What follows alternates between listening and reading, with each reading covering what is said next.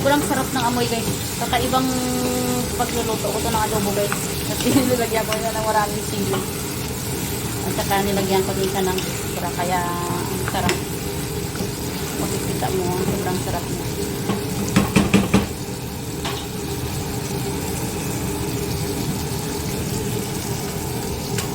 Lagyan natin siya ng konting tubig. Wait. At saka pakuluan yung lumambot o manok natin. Ay, nakailaw yung ano, ilaw niya. Ang inilaw pala yung ano, ilaw niya.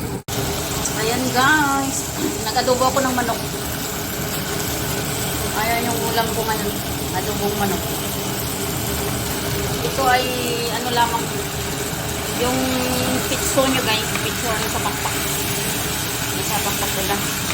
Ito ay papatayin ko. Pag sobrang ano kasi wala ka nang makukuha ano. Sarap-sarap.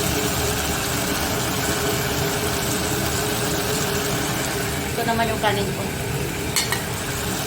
Maliit na kaldero.